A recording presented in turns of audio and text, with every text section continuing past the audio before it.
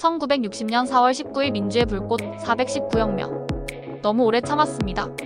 이제는 우리가 말해야 합니다. 그날 거리로 나온 건 단지 학생들만이 아니었습니다. 그들의 가슴 속엔 자유라는 불씨가 있었고 그 불씨는 기어이 정권을 무너뜨리는 거대한 화염이 되었습니다. 1. 시대 배경 영원한 대통령을 꿈꾼 이승만의 오만. 1948년 대한민국 정부 수립 이후 이승만은 대통령 자리를 유지하기 위해 법을 고치고 선거를 조작하고 반대자를 탄압했습니다. 그는 80세가 넘은 나이에도 권력을 놓지 않으려 했고 1952년엔 직선제 개헌, 1954년엔 4.45 개헌, 1956년엔 부통령 장면 당선 무효 시도 등 온갖 편법을 동원했습니다. 그리고 1960년 3월 15일 그 분노의 결정판이 등장합니다. 315 부정선거. 야당 감시원들은 폭행당했고 투표용지는 미리 찍혀 있었으며 투표함은 아예 바꿔치기 됐습니다. 이승만의 당선은 그렇게 만들어진 가짜 승리였습니다. 김주열의 죽은 불씨가 타오르다. 3월 15일 시위 당시 실종되었던 중학생 김주열. 4월 11일 마산 앞바다에서 그의 시신이 떠오릅니다. 그의 오른쪽 눈엔 최루탄이 박혀 있었습니다. 이 잔혹한 진실에 국민의 분노는 임계점을 넘었습니다. 이제는 참지 않겠다.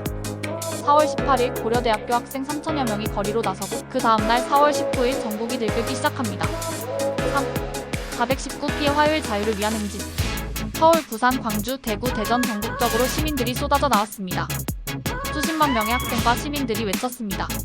부정선거 무효화하라. 이승만은 물러나라. 서울 경무대 앞. 그곳에서 경찰은 시민을 향해 발포합니다. 사망자 186명, 부상자 1,500여 명. 진압이 아닌 학살이었습니다.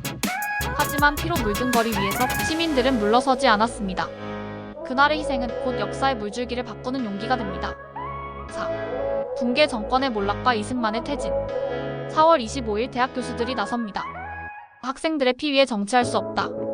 국제사회도 비난을 쏟아내자 이승만은 더 이상 버틸 수 없었습니다. 4월 26일 하야를 발표하고 하와이로 망명합니다. 그와 함께 권력의 핵심 이기붕도 무너집니다. 부통령 이기붕과 부인 박마리아, 아들 이강석은 가택에서 모두 사망한 채 발견됩니다. 이강석이 부모를 살해한 뒤 자결한 것으로 밝혀집니다. 혁명의 의와 한계. V. 시민의 힘으로 독재 정권을 무너뜨린 최초의 성공적인 민중혁명. 대한민국 민주주의의 상징적 시작. 학생운동이 역사의 흐름을 바꾼 강력한 사례.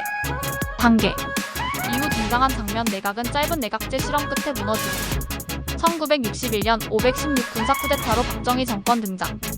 진정한 민주주의는 1987년 6월 항쟁까지 긴 여정을 거쳐야 한다. 마무리. 그날의 목소리, 오늘의 울림. 4월 19일은 단순한 역사적 사건이 아닙니다. 민주주의를 되찾기 위한 피해 약속이었습니다. 우리가 오늘을 누리는 건 그날 거리에 나섰던 이름 모를 학생들과 시민들의 용기와 피 그리고 목소리 덕분입니다. 그리고 우리는 기억해야 합니다. 민주주의는 결코 저절로 주어지지 않는다는 것을. 1960년 4월 19일 대한민국의 하늘은 흐렸지만 국민들의 마음은 불타오르고 있었습니다. 그날 거리로 나온 이들은 부정과 억압에 맞서 자유를 외친 학생과 시민들이었습니다. 이승만 정권의 부정선거와 김주열 열사의 충격적인 죽음을 계기로 분노는 폭발했고 자유와 민주주의라는 다짐은 전국을 뜨겁게 물들였습니다. 경찰의 발포로 수많은 희생이 있었지만 이들의 외침은 멈추지 않았습니다. 결국 이승만은 퇴진해야 했고 대한민국의 민주주의는 새로운 시대를 맞이했습니다.